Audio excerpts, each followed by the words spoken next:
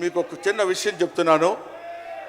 ఆయన సంవత్సరం క్రితం చూశాను, 1 year బ్యాక్ చూశాను, మళ్ళీ ఇప్పుడు చూస్తున్నాను. మధ్యలో ఒకసారి ఏదో ఒంట్లో బాగోలేదంటే మాత్రం చూశాను. ఆయనతో ఫోన్లో మాట్లాడింది లేదు, ఆయన గురించి నాకు తెలిసింది లేదు. మా ఇద్దరి మధ్య ఉన్నది స్నేహం కాదు, ఆత్మీయత.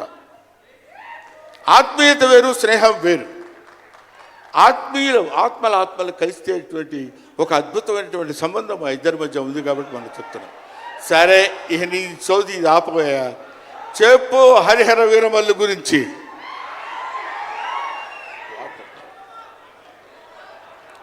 హరిహర వీరమల్లు ఇందాక తమ్ముడు భరణి చెప్పినట్టు, శివుడు ఒక్కడొస్తేనే, శివతాండవం చేస్తే 14 లోకాలు దద్దరిల్లిపోతాయని చెప్తారు. అవునా?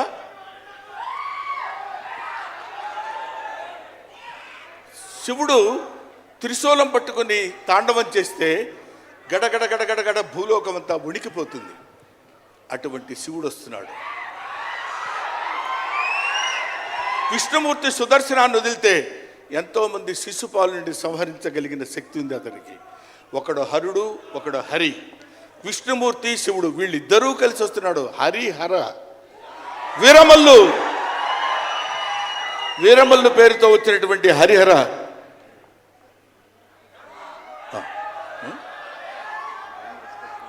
ఓకే, అందుకని హరిహర వీరమల్లు గురించి మధ్యలో చిన్న డిస్టర్బెన్స్ జరిగింది సార్.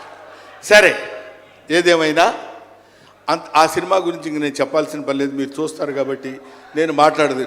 ఎందుకంటే పవన్ కళ్యాణ్ గారి గురించి ఆవిష్కరించి ఆయన గురించి 2 ముక్కలు చెప్పాలని. సరే, సినిమా గురించి అంటారా, ఇంకా ఆయన గురించి మనం ప్రత్యేకంగా చెప్పాల్సిన అవసరం లేదు. ఆయన అలా కొట్టుకుంటూ ఇంకా రచ్చ రచ్చ రచ్చ రచ్చ కింద ఉంటుంది. ఇప్పటికే పవన్ కళ్యాణ్ గారు, మరి ఆయన జాతకం ఏంటో నాకు తెలియదు, ఇలాంటి స్టైల్. అప్పుడెప్పుడో ప్యాంటు మీద ప్యాంట్ వేసుకుంటే స్టైలు. ఆయన కారణ జన్ముడు కాబట్టి ఇంకా నన్ను అనవసరంగా వెనకాల జుట్టు పట్టుకొని లాక్కి వెళ్ళిపోయేటట్టుంది సుమా, మా అమ్మాయి. కాబట్టి I wish you all the best. ఎప్పటికైనా మీ ఒళ్ళో తలపెట్టుకుని ఎక్కెక్కి ఏడవాలని పవన్ కళ్యాణ్ గారు. Thank you very much. మిమ్మల్ని ఇద్దరిని చూస్తే మాకు స్వామి నదికి పోలేదా సీన్ గుర్తొస్తుంది. Thank you so much Brahmanandam గారు. మనకి టైం రెస్ట్రిక్షన్స్ ఉన్నాయి కాబట్టి ఆ టైంలో క్రమశిక్షణ పాలించాలనేదే మా కోరిక. అండ్ అలాగే